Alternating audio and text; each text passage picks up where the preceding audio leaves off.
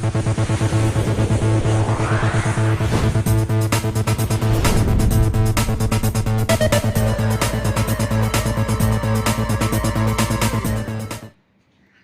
to my YouTube channel. In this video, we are going to solve question 7 to 10 of a practice set 2.1. इसके पहले के video में हमने question 1 से लेकर 6 तक के क्वेश्चन का सॉल्यूशन देखा था। अभी इस वीडियो में बाकी के जो क्वेश्चन है उसको हम सॉल्व करेंगे। इसमें 2 स्टार क्वेश्चन भी है और सब क्वेश्चन का जो सॉल्यूशन है वो मैंने बहुत ही डिटेल में दे के रखा है, इसलिए इस वीडियो को पूरा देखना दोस्तों। Let's start the video. अगर आप मेरे चैनल पे नए हो तो मेरे चैनल को सब्सक्राइब करो और नए वीडियो का नोटिफिकेशन सबसे पहले आपको मिलने के लिए बेल आइकन को प्रेस करके ऑल पे सेट करो। क्वेश्चन पढ़ते हैं और साथ ही साथ ये फिगर के साथ उसको समझ लेते हैं। In figure 2.21 that means in that figure angle DFE equal to 90 degree. Angle DFE that means angle F is 90 degree. That means that triangle is right angle triangle. So we can apply properties and theorems related to right angle triangle. FG perpendicular to ED. That segment FG is perpendicular to ED. ED is nothing but a hypotenuse. FG is perpendicular on hypotenuse. That means here we can apply theorem of geometric mean to find the value of a EG. Okay. Next, FG equal to 12. That segment FG measures 12. GD equal to 8. That segment GD measures 8. Find EG, FD and EF. We have to find that EG, FD and EF. How can we find? While understanding that question, we know that here to find EG we have to apply theorem of a geometric mean. After applying theorem of a geometric mean, we get value of a EG, and these two triangles, that means triangle GDF or you can say DGF. Here angle G is 90, so it is also right angle triangle, and here in triangle EGF angle G is 90, so it is also right angle triangle. So in both triangles we can apply theorem of a Pythagoras and find the remaining side. Okay, so let's start to write the solution.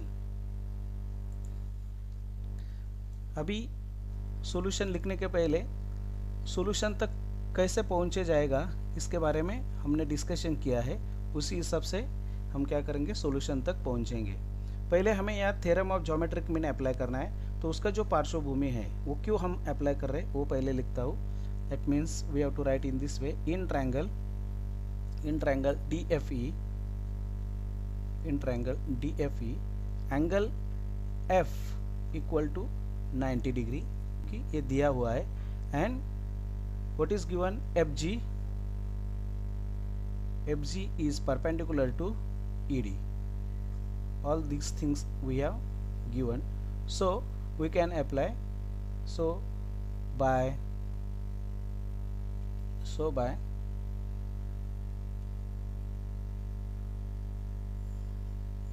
theorem of geometric mean, एक theorem में क्या statement है, perpendicular drawn to the hypotenuse is geometric mean of the segments in which hypotenuse is getting divided.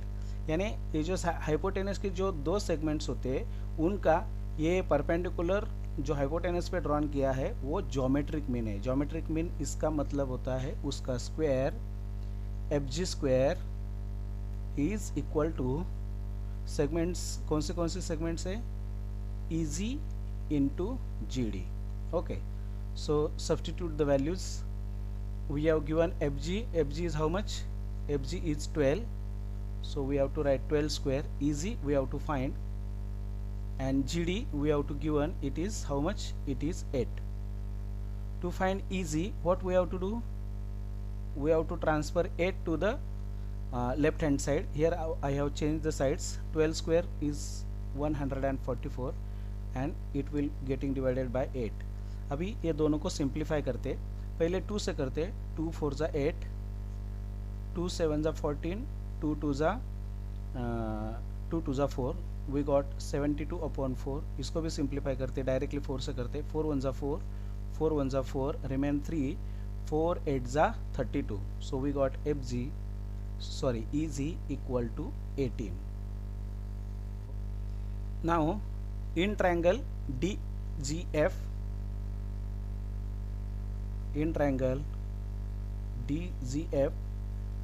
angle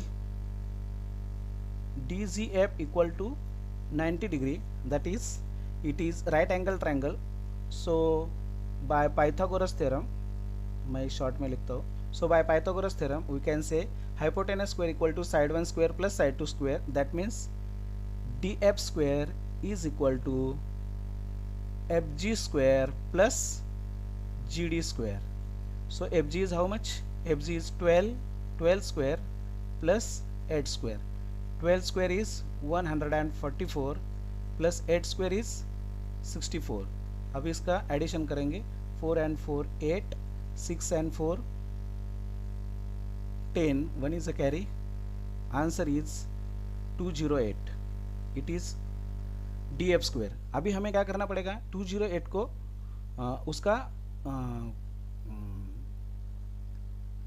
square root find करना पड़ेगा to find DF.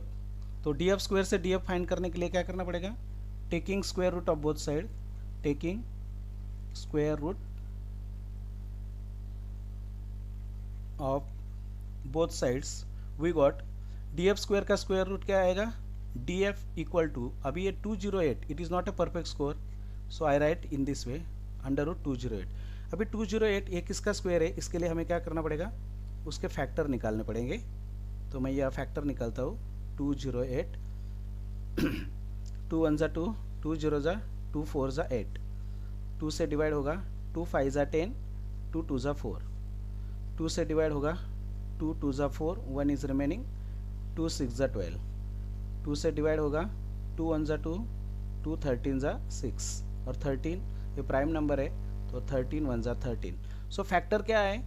2 into 2 into 2 into 2 into 13. That means ये 2 4 times आया है तो इसको हम दो group करते हैं. 2 2 ज़ा 4, 2 2 ज़ा 4 एंड 13. सो मैं अभी इसको ऐसे लिखता हूँ 4 इंटू 4 इंटू 13. मैंने ऐसा क्यों लिखा? क्योंकि अंडर रूट में जो नंबर दो बार होता है वो बाहर आता है, यानी उसका स्क्वायर रूट मिलता है. तो 4 इंटू 4 ये 4 का स्क्वायर है. So it is 4 √13 will be DF. In this way we have find DF, और you can say here FD लिखा है. FD या DF ये क्यों होता है? ठीक है. अभी हमें क्या करना पड़ेगा? To find EF. अभी यहाँ जगह कम है तो इसको मैं नेक्स्ट पेज पे लेता हूँ. To find EF we have to apply Pythagoras theorem in that triangle EGF. Why? Because angle G is 90 degree and so it is right angle triangle, so we can apply Pythagoras theorem. तो इस हिसाब से लिखते हैं. in triangle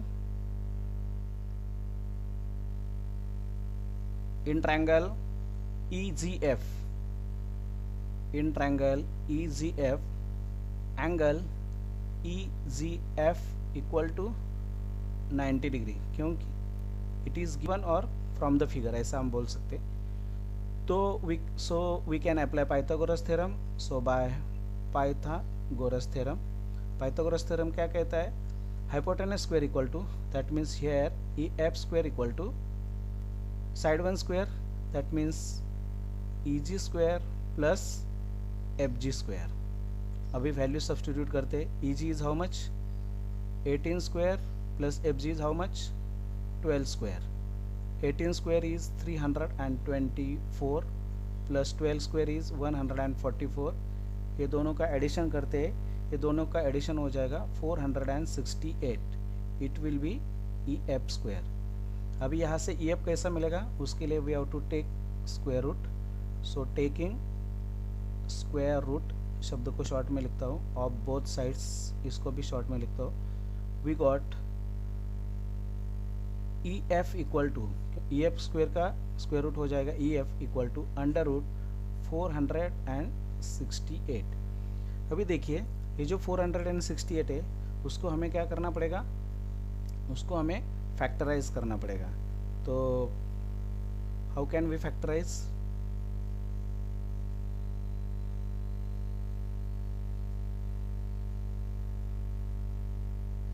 ठीक है, अभी 468 लिखता हूँ।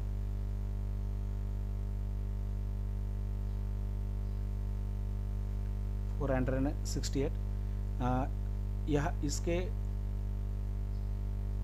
यूनिट प्लेस पे 8 नंबर है, तो 2 से डिवाइड होगा। 2 2 ज़ा 4, 2 3 ज़ा 6, 2 4 ज़ा 8, 2 1 ज़ा 2, 2 1 ज़ा 2, 1 रिमेन, 2 7 ज़ा 14। इसको सम करते 7 + 1 8 + 1 9, सो 3 से डिवाइड होगा। 3 3 ज़ा 9, रिमेन्स 2, 3 9 ज़ा 27। ठीक है, इसको भी 3 से डिवाइड करते, 3 1 ज़ा 3 एंड 3 3 ज़ा 9। अभी ये जो 13 है इसको हमें डिवाइड नहीं कर सकते क्योंकि ये प्राइम नंबर है। सो 13 1 ज़ा 13। सो फैक्टर क्या आ गए? Factors are 2 × 2 × 3 × 3 × 13। We got EF equal to √2 × 2 × 3 × 3 × 13। अभी जो नंबर्स 2 बार है उसका स्क्वायर रूट 1 बार आता है, इस हिसाब से 2 × 3 × √13, क्योंकि 2 2 ज़ा 4 उसका स्क्वायर रूट है 2, 3 3 ज़ा 9 उसका स्क्वायर रूट है 3। सो इन दिस वे 3 2 ज़ा 6 √13 is the value of EF. In this way we find value of or measure of all the segments. Question number 8 is find the diagonal of a rectangle whose length is 35 cm and breadth is 12 cm. Here I have drawn a rectangle whose name is rectangle ABCD. Here I have also drawn diagonal of that rectangle, it is BD. Abhi what is the property of rectangle? Opposite sides of rectangle are congruent and each angle of a rectangle is right angle, that means it measures 90 degree. ठीक है, इसी property के हमें मदद लेंगे और ये जो डायगोनल है उसका लेंथ फाइंड करेंगे। कैसे मदद लेंगे? Each angle measures 90 degree, because of that angle DCB is 90 degree. और उनके कारण क्या हुआ मालूम है? ये जो ट्रायंगल DCB है ये triangle is right angle triangle, और राइट एंगल ट्रायंगल में हम पाइथागोरस का थ्योरम अप्लाई कर सकते हैं और जो 2 साइड दी है तो तीसरी साइड का जो मेजर है वो फाइंड कर सकते हैं। ठीक है, तो हमें अभी दिशा पता चला है कि कैसे हम आंसर तक पहुंचेंगे। अभी मैं लिखना चालू कर देता हूं।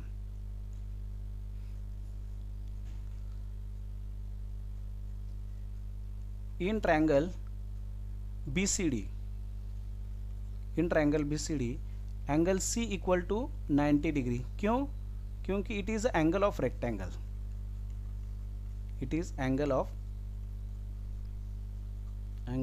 rectangle, and we know that angle of rectangle, each angle of rectangle is measures 90 degree. So it is a right angle triangle, so we can apply by Pythagoras theorem. So by Pythagoras theorem हम बोल सकते हैं hypotenuse, that means here hypotenuse is which side? BD square is equal to BC square plus DC square. ठीक है, तो अभी मैं value substitute करता हूँ। BC का वैल्यू कितना है? It is 35 square plus DC means 12 square. अभी 35 का स्क्वायर कितना होगा? द स्क्वायर ऑफ 35 इज, देखिए स्टूडेंट्स यहाँ मैं आपको एक ट्रिक बता देता हूँ। जब नंबर में यूनिट प्लेस पे 5 नंबर होता है तो उसका जो स्क्वायर है वो कैसे बनाते हैं मालूम है? ये 5 का स्क्वायर डायरेक्टली 25 लिख देना। अभी उसके आगे कौन सा नंबर है? 3 नंबर है ना, 3, और 3 के आगे 3 के बाद जो नंबर आता है वो है 4। 3 4 जा करने का, 3 4 जा कितना? It is 12। So square of 35 is 1225 plus 12 का स्क्वायर करेंगे इट इज 144। अभी ये दोनों का एडिशन करते, addition will be 1369. What is it? It is the value of B D square, we want B D, तो क्या करना पड़ेगा, स्क्वायर रूट लेना पड़ेगा। So taking square root of both sides, दोनों साइड का स्क्वायर रूट लेंगे तो we got B D equal to under root 1369। अभी इसको हम फैक्टराइज करने का कोशिश करेंगे, आप भी कोशिश करो। इसका जो फैक्टराइजेशन है वो आता है 37 इंटू 37। अभी आपके सवाल में आपके मन में सवाल आया होगा कि सर ने ये कैसे फाइंड किया। देखिए ये जो स्क्वायर है ना, ये 35 के बाद में आने वाला नंबर है, 35 के स्क्वायर के बाद में आने वाला नंबर है, तो उसके बाद में जो नंबर आते हैं 36 एंड 37, तो उसको चेक करने का 36 यानी उसके यूनिट प्लेस पे नंबर आता है 6 6 36, तो यहाँ तो नंबर 9 है, इसका मतलब 36 नहीं होगा। तो दूसरा नंबर कौन सा होगा, आगे वाला नंबर चेक करेंगे 37 इंटू 37, उसके यूनिट प्लेस का मल्टीप्लिकेशन करेंगे तो 7 7 49, यानी यूनिट प्लेस पे 9 नंबर आता है, तो उसको आप चेक करेंगे तो आपको पता चलेगा it is a factorisation, it is a square of 37। So 37 into 37, इसका अंडर रूट 37 इंटू 37, आंसर आएगा 37। In this way we have find the diagonal of a rectangle. In figure 2.22, M is the midpoint of QR. Angle PRQ equal to 90 degree. Prove that PQ square equal to 4PM square minus 3PR square. Figure के माध्यम से समझ के लेते हैं। M is the midpoint of QR. Here is M. It is a midpoint of QR. So मैंने given में लिखा है RM equal to MQ. उसको आसान शब्द में लिखने का मैं कोशिश किया है। And to angle PRQ equal to 90 degree. So हुआ यहाँ उसका फ़ायदा क्या होगा, ये जो ट्रायंगल्स है, यहाँ दो ट्रायंगल्स है, पहला ट्रायंगल है PRQ, इसको हम बड़ा ट्रायंगल बोलेंगे, और दूसरा ट्रायंगल है PRM, ये इसको छोटा ट्रायंगल बोलेंगे। ये दोनों ट्रायंगल है ना राइट एंगल ट्रायंगल हो जाएंगे, तो फिर हम राइट एंगल ट्रायंगल के बारे में जो भी प्रॉपर्टीज़ है, थ्योरम्स है, उसको हम यहाँ अप्लाई कर सकते हैं, ठीक है। और we have to prove PQ square equal to 4PM square minus 3PR square, तो ये हमें प्रूव करना है। I have write at here to prove में लिखा है। देखिए स्टूडेंट्स, ये एक स्टार क्वेश्चन है, इसका मतलब ये थोड़ा सा डिफ़िकल्ट टाइप का क्वेश्चन होता है, क्योंकि यहाँ एप्लीकेशन में और एप्लीकेशन करना पड़ता है। तो ऐसे जो क्वेश्चन है वो कैसे सॉल्व करते हैं, उसके लिए मैं मेरा एक ही टिप्स बताऊँगा। मेरा आज तक का जो अनुभव है वो ऐसा है, जो दिया है उसको करते जाओ। यानी अभी दिया क्या है, ये मिड पॉइंट दिया है, तो हम क्या करेंगे, RQ को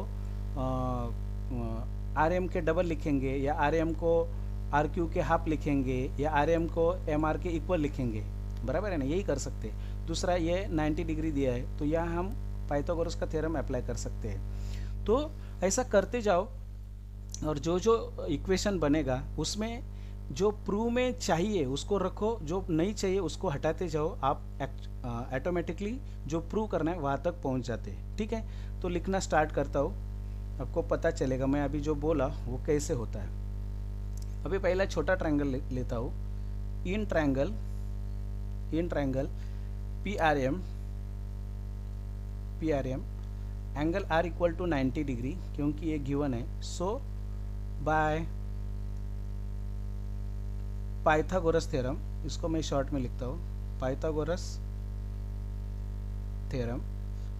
थ्योरम को हम अप्लाई कर सकते हैं। और what is Pythagoras theorem, hypotenuse square equal to side 1 square plus side 2 square, that means here we got a equation PM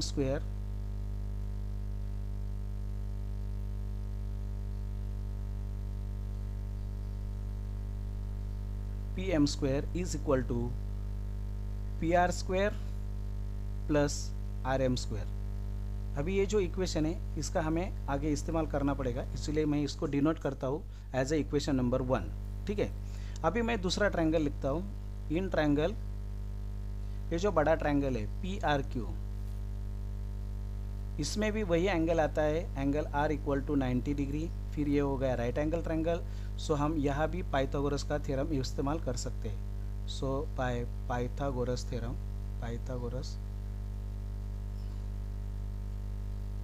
Pythagoras theorem, यहाँ क्या होगा, PQ square is equal to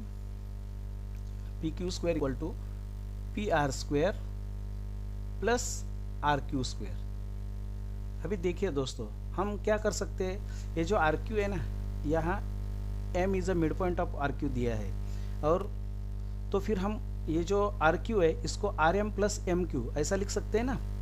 तो लिख सकते हैं, तो हम लिखेंगे so P Q square is equal to P R square plus, ये आर क्यू को कैसे लिखेंगे, R M plus M Q bracket square. अभी यहाँ हम A plus B bracket square, इसका ये जो फॉर्मूला है इसका इस्तेमाल करेंगे, और इसका आंसर क्या आता है, A square plus 2ab plus B square. तो वैसे ही ये हो जाएगा P R square plus A square means पहला टर्म का स्क्वायर, हियर हो जाएगा आर एम स्क्वायर, ब्रैकेट में लेता हूँ, plus 2 into R M into M Q plus दूसरी टर्म, यानी ये जो पहला इक्वेशन मिला है या आर एम है, एम क्यू नहीं है, तो हम क्या करेंगे, एम क्यू को आर एम ऐसा रिप्लेस करेंगे। So substitute M Q equal to R M. So we got P R square plus R M square will be as it is. साथ ही साथ मैं ब्रैकेट को भी ओपन करता हूँ, और ब्रैकेट के बाहर प्लस साइन है, तो अंदर के साइन में कोई चेंज नहीं होगा, प्लस 2rm इंटू ये जो एम क्यू है उसकी जगह पे हम क्या सब्स्टिट्यूट करेंगे, R M plus M Q square means अभी हो जाएगा आर एम स्क्वायर। ठीक है, so we got P R square equal to, ये R M square will be as it is 2 into R M, ये हो जाएगा 2rm स्क्वायर प्लस ये हो जाएगा आर एम स्क्वायर। अब ये देखो, ये तीनों भी लाइक टर्म्स है, ये देखो ये तीनों भी लाइक टर्म्स है, तो इनका एडिशन हो जाएगा, और we got P R square plus R M 2rm and R M square, तो ये हो जाएगा 4rm स्क्वायर। ठीक है, अभी देखिए, अभी हम इक्वेशन 1 को ऑब्जर्व करेंगे। यहाँ क्या है, P M square equal to P R square plus R M square, equation 1 को ऑब्जर्व करेंगे। तो यहाँ हम है ना, ये जो इक्वेशन 1 है उसको आर एम स्क्वायर के इन टर्म्स कन्वर्ट करते हैं, तो आर एम स्क्वायर क्या होगा, P M square minus P R square हो जाएगा। ठीक है, और वह यहाँ सब्स्टिट्यूट करते हैं, तो P R square plus 4 R M square क्या हो जाएगा, ये हो जाएगा P M square minus P R square. ऐसा हमने क्यों किया, फ्रॉम आप बोल सकते हैं इक्वेशन 1। ठीक है, तो अभी क्या होगा देखो, is equal to P R square plus bracket को ओपन करते 4 P M square minus 4 P R square, 4 दोनों को मल्टीप्लाई करेगा। अभी देखिए, ये पी आर स्क्वायर और ये 4 पी आर स्क्वायर, ये दोनों लाइक टर्म्स है, ये दोनों लाइक टर्म्स है, तो ये दोनों का एडिशन सब्सट्रैक्शन जो भी कुछ दिया है वो हो जाएगा, एक पॉजिटिव है एक निगेटिव है, तो सब्सट्रैक्शन हो जाएगा, और we got 4 P M square, 4 से 1 जाएगा माइनस 3 पी आर स्क्वायर। ये क्या मिला हमें, पी क्यू स्क्वायर, और यही हमें वी हैव टू फाइंड। देखिए, टू प्रूव में हमने यही प्रूव करना था, और that is what we have proved at here, we can see at here. ठीक है, in this way I have proved. और मैं जो बोला था कि जो दिया है उसके ऊपर काम करते जाइए, जो चाहिए उसको रखिए, जो नहीं चाहिए उसको हटाइए, आप ऑटोमेटिकली जो प्रूव करना है वहाँ तक पहुँच जाते हैं। तो ऐसे अपन पहुँच गए। ठीक है, क्वेश्चन नंबर 10, ये भी एक स्टार क्वेश्चन है, तो इसको समझ के लेते हैं। एक वर्ड प्रॉब्लम है, इसको ये फिगर के माध्यम से समझ के लेते हैं। Wall of 2 buildings on either side of a street are parallel to each other. Suppose ये 2 बिल्डिंग है, ये पहला बिल्डिंग है और ये दूसरा बिल्डिंग है, और ये दोनों पैरेलल टू ईच अदर है, और दोनों के बीच में ये रास्ता है, समझो बीडी बी द स्ट्रीट। ठीक है, a ladder 5.8 metre long, suppose ये AC नाम का एक लैडर है, इसका जो लंबाई है वो कितना है, it is 5.8 metre long, is placed on either is placed on street such that its top just reaches to the window of building at a height of 4 metre. समझो ये जो पहला बिल्डिंग है, इसके ये बिल्डिंग में ये जो लैडर है इसको यदि हम प्लेस करेंगे तो कितने हाइट तक पहुंचेगी? वो हाइट तक पहुंचेगी 4 मीटर के, यानी ये 4 मीटर के हाइट तक यहाँ पहुंच जाती है। अभी क्या है, आगे क्या दिया है,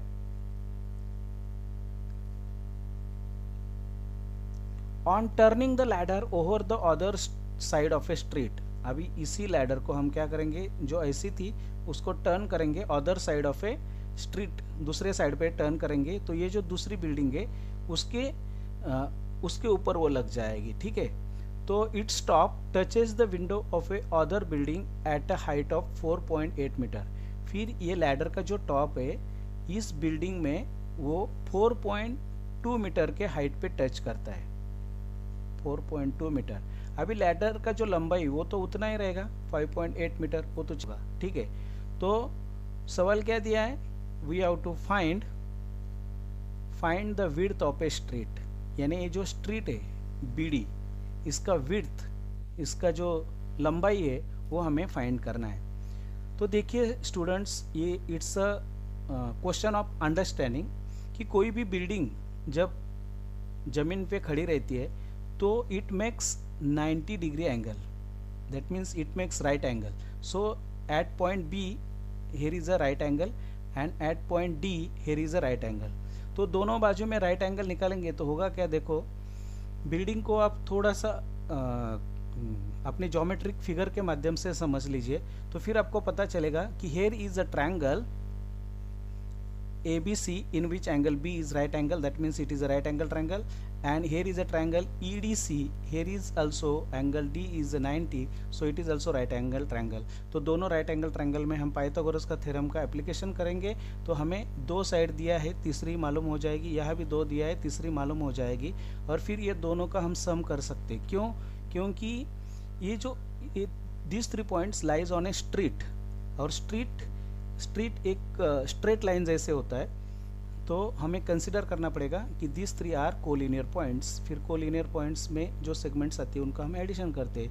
तो इस तरीके से हम इसको सॉल्व करेंगे, अभी काम करना चालू करते हैं। ठीक है, in triangle ABC by, short में लिखता हूँ पाइथागोरस थ्योरम, डायरेक्टली मैं लिखता हूँ AC square, that means hypotenuse square is equal to AB square plus BC square.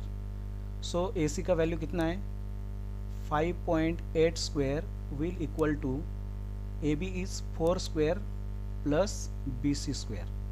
अभी 5.8 का स्क्वायर है वो कितना हो जाएगा, इज इक्वल टू 33.64 हो जाएगा। वो आप कैलकुलेशन मल्टीप्लिकेशन करके चेक कर सकते। 33.64 plus sorry is equal to 4 square कितना हो जाएगा, it will be 16 plus BC square. अभी BC स्क्वायर को फाइंड करने के लिए हमें क्या करना पड़ेगा, ये जो 16 है उसको दूसरे साइड पे ट्रांसफ़र करना पड़ेगा। वो यहाँ पॉजिटिव है, उधर जाएगा तो क्या हो जाएगा, निगेटिव हो जाएगा, माइनस हो जाएगा।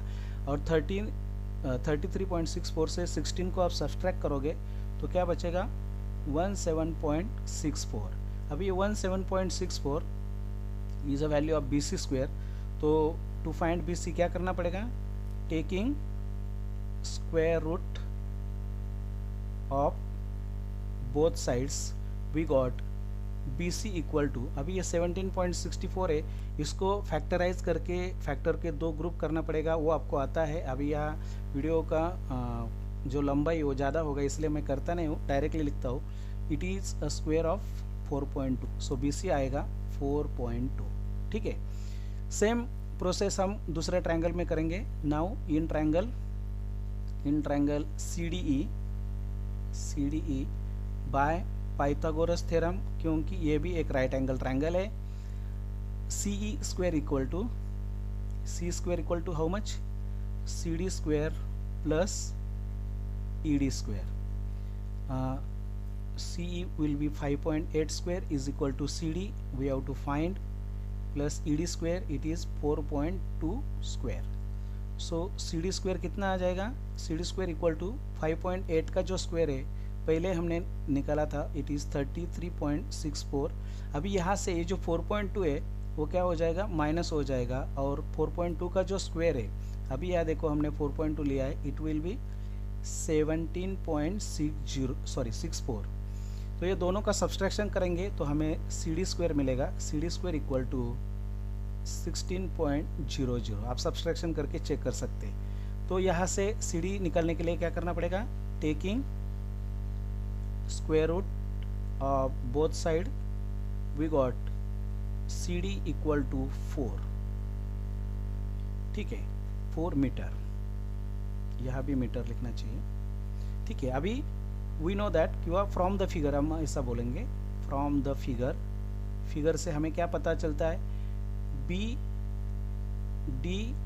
सी D, that means this 3 are collinear points, so B D equal to directly B C plus C D. B C कितना है, B C is 4.2 plus C D कितना है, it is 4, so 4.2 plus 4 is equal to 8.2 metre is the value of BD. BD means क्या, width of a street. So width of street equal to 8.2 meter. In this way we solve the sum.